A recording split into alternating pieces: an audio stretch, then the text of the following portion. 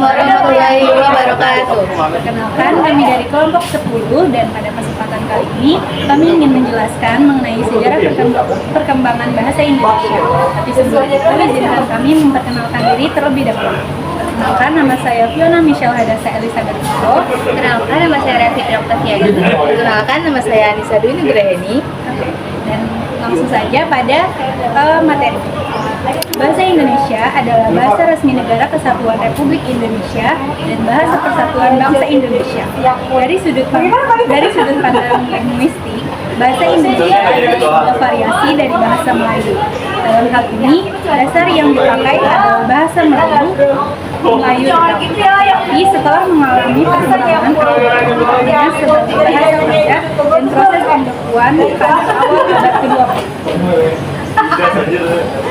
Sampai saat ini, bahasa Indonesia merupakan bahasa yang hidup dan terus berkembang dengan penggunaan kosakata baru, baik melalui penggunaan maupun melalui penyerapan dari bahasa daerah dan bahasa asing.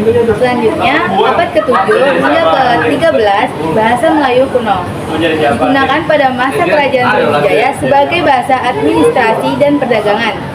Contohnya peninggalan pada prasasti kedudukan Bukit 683 Masehi. Dan pada abad ke-14 hingga ke-18 berkembang seiring penyebaran Islam dan digunakan dalam sastra, administrasi, dan komunikasi antar bangsa.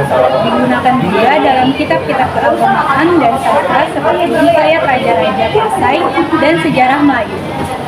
Dan abad ke-19 hingga awal abad ke-20, bahasa Melayu modern mulai mengalami modernisasi dengan masuknya pengaruh kolonial dan sistem ejaan baru. Bahasa ini menjadi dasar bagi bahasa Indonesia. Selanjutnya, pada 1901, ejaan Pontopoisen, ejaan Latin pertama pada bahasa Melayu, yang dibuat oleh Charles Pond. Ciri khasnya menggunakan oe untuk bunyi u.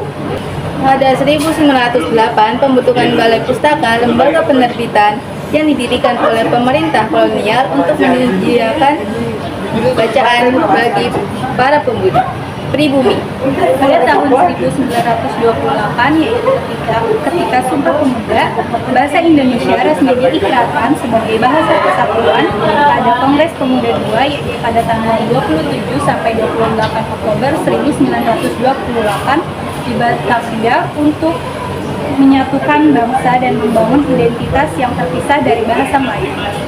Dan pada tahun 1947, ejaan Swewandi, ejaan Republik, diresmikan oleh Menteri Pengajaran, Pendidikan, dan Kebudayaan Raden Suwendi. Ciri utamanya yaitu penggunaan oe.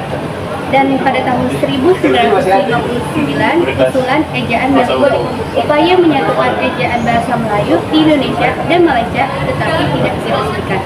Terakhir, pada 1972, ejaan yang disempurnakan diresmikan pada 23 Mei 1972 untuk menggantikan ejaan Swewandi.